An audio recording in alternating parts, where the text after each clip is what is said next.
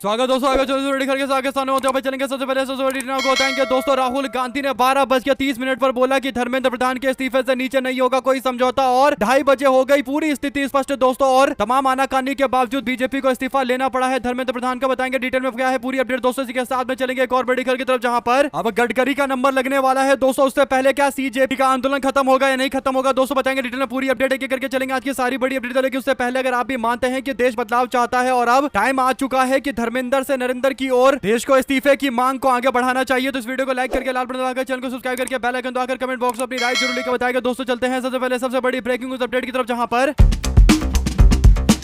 Congress party के नेता राहुल गांधी को लेकर बड़ी अपडेट सामने आती है दोस्तों। बीते दिन खबर यह आती है कि बीजेपी ने कहा है कि धर्मेंद्र प्रधान का इस्तीफा नहीं होगा। एनडीटीवी में रिपोर्ट छपी है और दावा किया जाता है कि अगर इस्तीफा हो गया तो यह तो जिम्मेदारी से भागने वाली बात हो जाएगी। इसके बाद मीडिया में तमाम तरीके की चर्चाएं जानबूझकर करवाई जाती है दोस्तों, ताकि देखा जाता है कि छात्र इस पर क्या रिस्पॉन्स करेंगे। लेकिन सूत्रों के हवाले से चलाई जा रही खबरों के बावजूद राहुल गांधी आज आते हैं दोस्तों दोपहर 12:30 बजे के आसपास सोनम वांगचुक के साथ अनशन कर रहे आयसा यानी वाम मोर्चा के छात्र संगठन और एसएफआई समेत कई और संगठन की छात्राएं जो अनशन कर रही थी दोस्तों, उनसे राहुल गांधी मुलाकात करते हैं। और राहुल गांधी डंके की चोट पर कहते हैं कि ये जो हमारे साथ खड़े हैं ये लोग भविष्य हैं और नरेंद्र मोदी भविष्य से लड़ाई लड़ रहे हैं। नरेंद्र मोदी देश का पास्ट है यानी भूतकाल है, और ये जो बच्चे हैं वो भविष्य काल है, और भविष्य से लड़ाई कभी भूतकाल नहीं लड़ सकता, यानी पास्ट कभी फ्यूचर से फाइट नहीं कर सकता। राहुल गांधी ने कहा कि स्टूडेंट के सामने भाजपा सरकार को झुकना पड़ेगा। 12:30 पर राहुल गांधी का यह बयान आता है दोस्तों प्रेस कॉन्फ्रेंस का। इसके बाद 2:30 बजे के आसपास धर्मेंद्र प्रधान का इस्तीफा करवा दिया जाता है, क्योंकि नरेंद्र मोदी को पता चल गया कि कोई भी अब झुकने वाला नहीं है। छात्र पूरी तरीके से इस्तीफा लेकर ही मानेंगे, और ये बातें एकदम स्पष्ट हो गई है दोस्तों। तो इस वीडियो को लाइक करके लाल बटन दबाकर चैनल को सब्सक्राइब करके बेल आइकन दबाकर कमेंट बॉक्स में अपनी राय जरूर लिखकर बताएगा दोस्तों। चलते हैं सबसे पहले सबसे बड़ी ब्रेकिंग न्यूज अपडेट की तरफ, जहां पर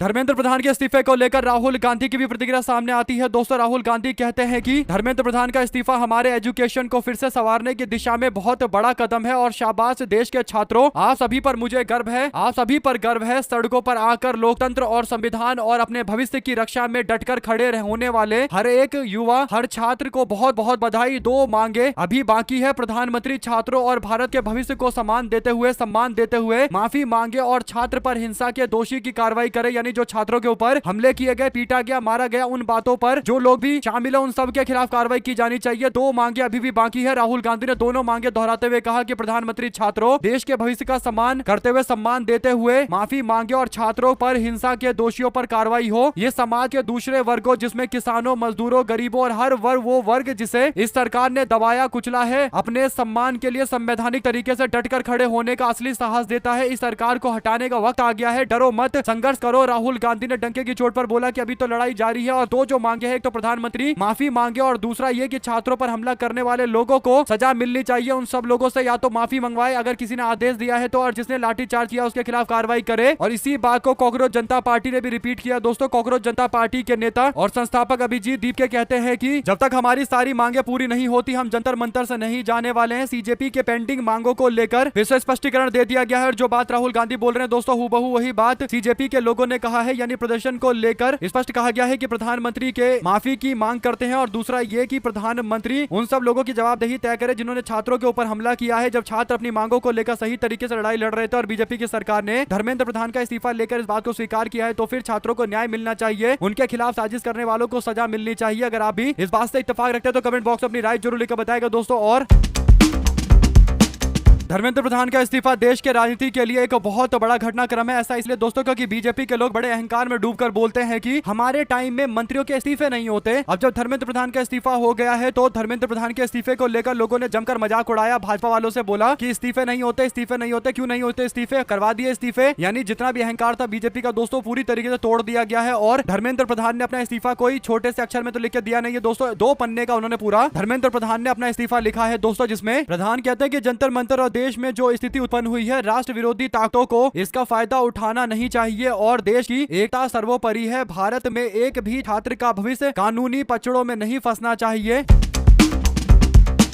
हमारे बच्चों को अपना समय पढ़ाई और करियर बनाने में लगाना चाहिए। इसी को ध्यान में रखते हुए मैंने माननीय प्रधानमंत्री को अपना इस्तीफा सौंप दिया है। 2027 में कंप्यूटर बेस्ड टेस्ट कराने को लेकर भी उन्होंने दावा किया कि कंप्यूटर बेस्ड जब टेस्ट होगा तो स्थिति और ज्यादा अच्छी होगी। ऐसे में धर्मेंद्र प्रधान के इस्तीफे को देश की राजनीति में एक बड़े मोड़ के तौर पर देखा जा सकता है दोस्तों, क्योंकि मामला यही नहीं थमेगा। सबसे पहले अब जो अगला इस्तीफा मांगा जाएगा वो एथेनॉल मंत्री का मांगा जाएगा, यानी नितिन गडकरी का मांगा जाएगा दोस्तों। नितिन गडकरी के बाद एफ फाइल में जिस व्यक्ति का नाम आया था मोदी सरकार के मंत्री और पेट्रोलियम मंत्री हरदीप पुरी का दोस्तों, ऐसे ही अलग अलग मंत्रालयों से जुड़े हुए भ्रष्टाचार के मामले सामने आने के बाद कहीं ना कहीं मांग और ज्यादा तेज होगी। यानी अब मोदी सरकार पर लगातार दबाव विपक्ष बनाता रहेगा दोस्तों। और ये जो भ्रम था कि बीजेपी सरकार में इस्तीफे नहीं होते, वो पूरा भ्रम तोड़ दिया गया है। नरेंद्र मोदी को 12 बजे रात में आकर अपना बयान जारी करना पड़ा। तो इससे पता चलता है दोस्तों कि कितने दबाव में नरेंद्र मोदी और बीजेपी के सारे लोग थे। आप लोग इस पर अपनी राय जरूर लिखकर बताएगा। चलते हैं एक और बड़ी अपडेट, जहां पर कांग्रेस पार्टी के नेत्री सुप्रिया शिनेट कहती है कि धर्मेंद्र गया, अब नरेंद्र की बारी है। यानी नरेंद्र मोदी के इस्तीफे की मांग की जा रही है दोस्तों। और ये धीरे धीरे करके होगा। पहले धर्मेंद्र प्रधान का इस्तीफा हुआ, उसके बाद गडकरी का इस्तीफा होगा, फिर पेट्रोलियम मिनिस्टर हरदीप पुरी का इस्तीफा होगा और धीरे धीरे करके बढ़ते बढ़ते 2029 से पहले नरेंद्र मोदी का इस्तीफा कराने की भी पूरी प्लानिंग तैयार हो गई है। आप लोग अपनी राय जरूर लिखकर बताएगा। चलते हैं एक और बड़ी खबर की तरफ दोस्तों, जहां पर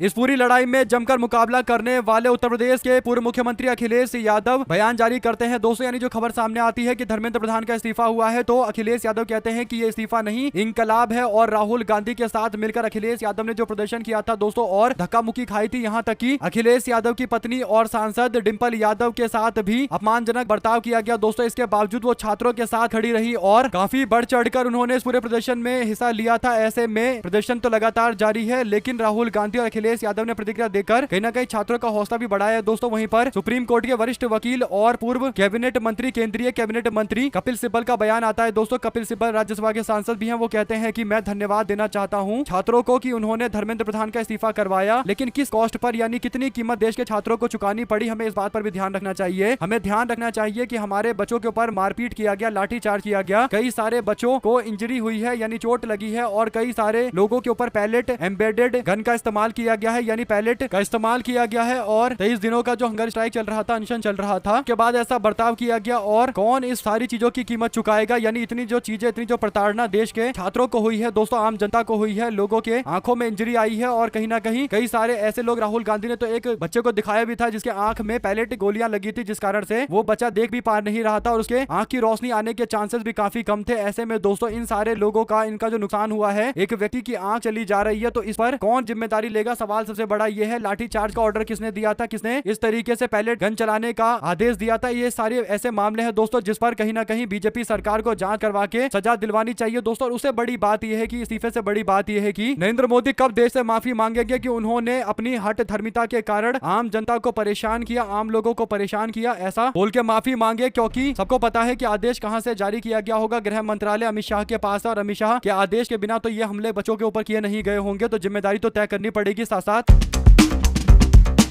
नीट परीक्षा में कथित अनियमितता के विरोध और परीक्षा प्रणाली में सुधार और केंद्रीय शिक्षा मंत्री धर्मेंद्र प्रधान के इस्तीफे की मांग को लेकर शनिवार को दिल्ली और बिहार के अंदर आंदोलन उग्र हो गया दोस्तों। जंतर मंतर पर पुलिस और प्रदर्शनकारियों के बीच में झड़प के बाद पुलिस ने आंसू गैस के गोले दागे, जबकि बिहार बंद के दौरान छपरा, पटना, औरंगाबाद समेत कई जिलों के अंदर हिंसा, पथराव और पुलिस से झड़प की घटनाएं सामने आई। पटना में जनशक्ति जनता दल के राष्ट्रीय अध्यक्ष तेज प्रताप यादव को भी हिरासत में लिया गया। तो ऐसे में बिहार के अंदर तो प्रदर्शन और ज्यादा उग्र हो रहा है दोस्तों। बिहार के अंदर तो पेपर लीक इतना बड़ा मामला है कि ऐसा कह सकते हैं कि ज्यादातर बच्चों की जिंदगियां इसमें बर्बाद हो रखी है कि पेपर लीक हो जाता है, प्रश्न पत्र लीक हो जाता है, रिजल्ट गलत आ जाता है और भर्तियां नहीं होती। तो ऐसे में अगर आप भी मानते हैं कि बिहार के अंदर ये जो उग्र प्रदर्शन हो रहा है, कहीं ना कहीं इन सारे प्रदर्शन से ही बीजेपी सरकार पर दबाव बना, तब जाकर इन्होंने फैसला लिया है। लेकिन अब सवाल ये उठता है कि नरेंद्र मोदी के इस्तीफे को लेकर क्या मांग जोर शोर से आगे बढ़ाई जाएगी या फिर सबको ऐसे ही शांत रहेगा? जो भी आपकी राय है लिखकर जो जाकर वीडियो को शेयर कीजिए। जय हिंद, जय भारत।